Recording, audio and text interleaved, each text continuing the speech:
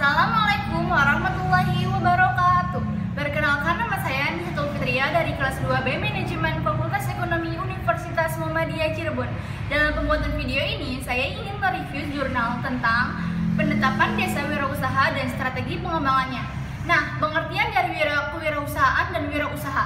Wirausaha secara umum diartikan sebagai proses mengerjakan sesuatu yang baru atau kreatif dan berbeda atau inovatif yang bermanfaat dalam memberikan nilai lebih.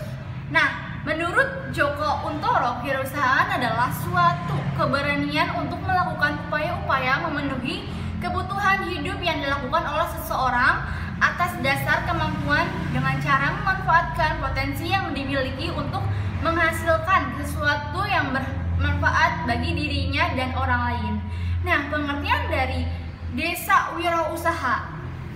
Geliat perekonomian perdesaan seringkali dinilai lambat dibanding pembangunan ekonomi perkotaan. Penataan ekonomi pedesaan perlu segera dilakukan dengan memanfaatkan sumber daya desa secara optimal dengan cara yang sesuai dengan kondisi dan kebutuhan masyarakat dan mencapai kesejahteraan secara menyeluruh dan berkelanjutan.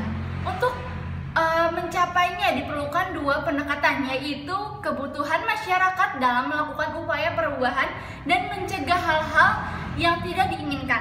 Yang kedua itu ada political will dan kemampuan pemerintah desa bersama masyarakat dalam mengimplementasikan perencanaan pembangunan yang sudah disusun.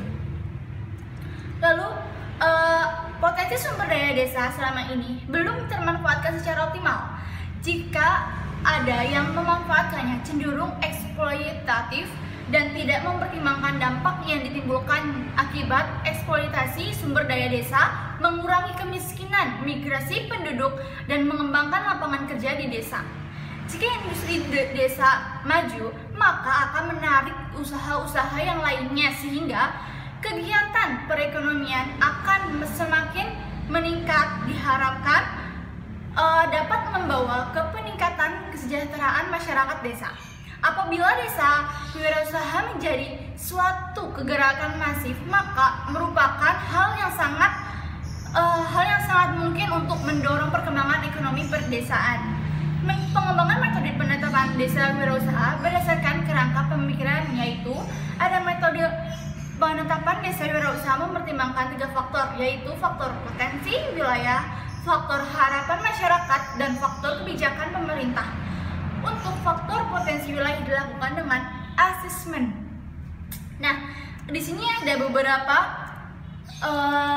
yang menjadi dasar pertimbangan, yaitu yang pertama itu ada produk pengolahan bambu menggunakan bahan baku dari desa sendiri, sedangkan produk konveksi menggunakan bahan baku dari luar desa.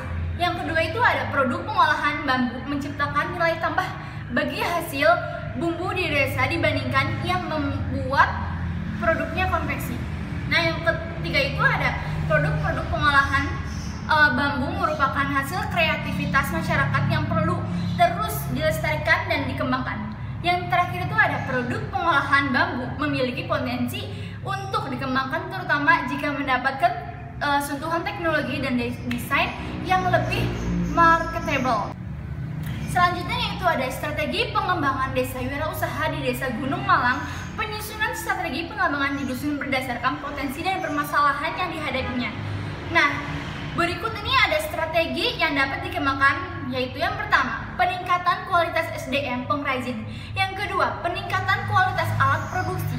Yang ketiga, pengembangan kelembagaan usaha. Yang keempat, peningkatan kapasitas aparatur desa. Yang kelima, pengembangan promosi desa wirausaha sebagai desa wisata. Yang keenam, peningkatan kualitas infrastruktur.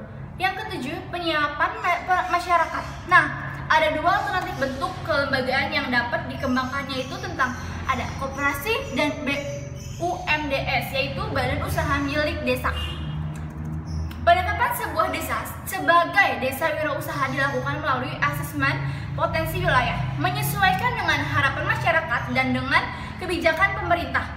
Desa Gunung Malang cocok untuk mengembangkan desa wirausaha di Kecamatan Tenjolaya karena pertimbangannya yaitu yang pertama memiliki pelaku UMKM yang banyak dengan sumber bahan baku dari desa sendiri. Yang kedua, berlokasi di wilayah yang memiliki potensi tinggi di sektor pariwisata. Yang ketiga itu memiliki infrastruktur yang baik, terutama jalan yang relatif baik, kesetiaan energi listrik dan sumber air bersih.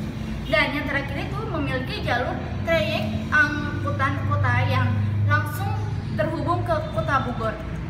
Nah, adapun menjadi pertimbangannya adalah yang pertama memiliki jumlah pengrajin pengolahan bambu yang banyak. Yang kedua, sumber bahan baku berasal dari desa sendiri sehingga mampu menghasilkan nilai tambah.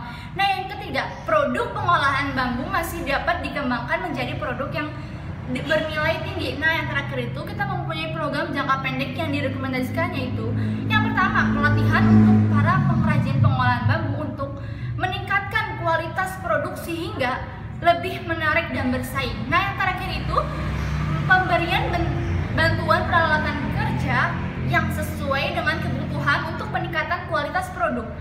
Nah, cukup sekian review dari jurnal yang tersebut. Kurang lebihnya mohon maaf. Wassalamualaikum warahmatullahi wabarakatuh.